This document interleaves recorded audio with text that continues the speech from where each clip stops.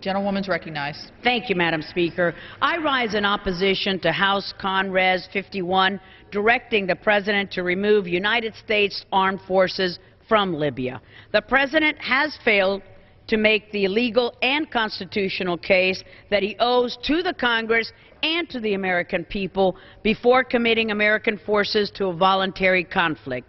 But the situation as it stands today poses an important U.S. national security consideration, and it requires this body to oppose the Kucinich resolution. What are these considerations, Madam Speaker? These are the sudden U.S. withdrawal from Libyan operations proposed by this resolution could do irreparable harm to the NATO alliance and ultimately undermine support for NATO efforts in Afghanistan. Also, the longer Gaddafi is able to cling to power and continue fighting, the more that he will destabilize the larger region.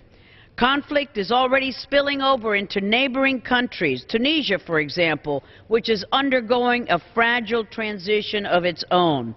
Also, there are significant proliferation concerns at stake, including the need to secure Libyan chemical munitions and prevent the flow of heavy and light weaponry from leaking across the porous borders of Libya.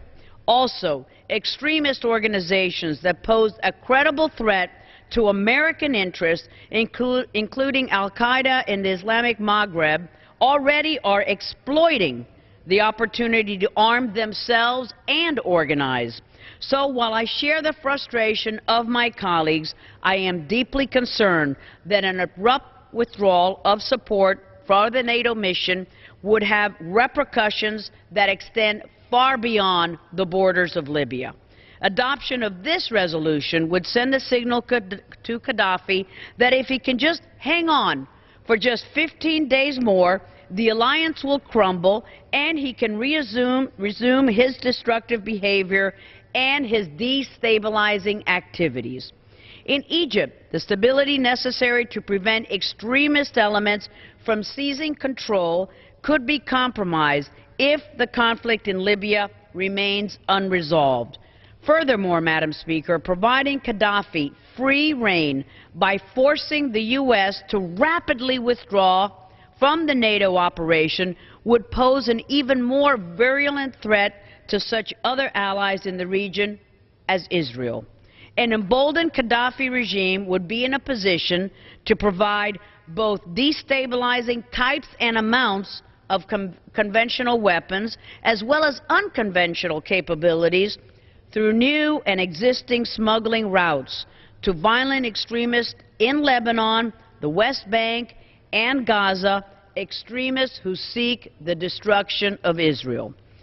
A U.S. withdrawal in the manner that is called for in this resolution, in fact mandated in this resolution, could have detrimental consequences for countries such as Jordan and the United Arab Emirates, who provide critical support to the United States and our NATO allies in Afghanistan.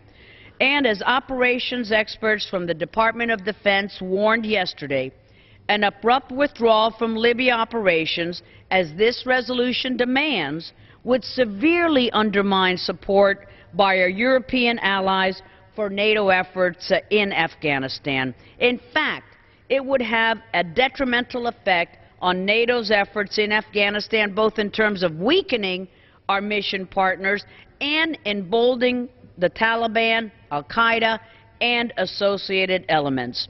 It would compromise the safety and security of U.S. forces that at this very moment are engaged in a battle against heavily armed enemy forces in Afghanistan.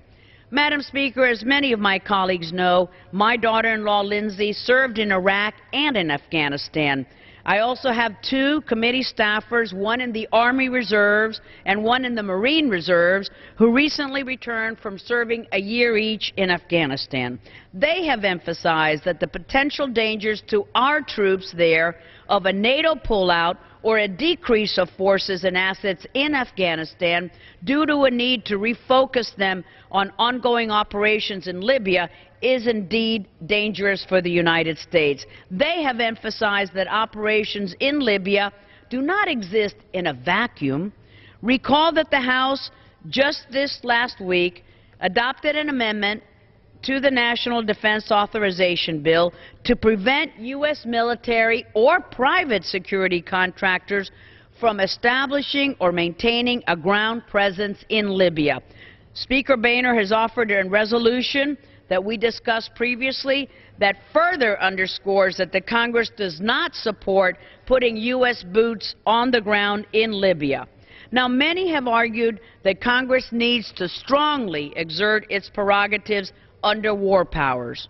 We must do so, Madam Speaker, but do so in a prudent and responsible manner that protects the legitimate national security interests of the United States. This resolution, Madam Speaker, does not do so. So I urge a no vote, and with that, Madam Speaker, I reserve the balance of our time.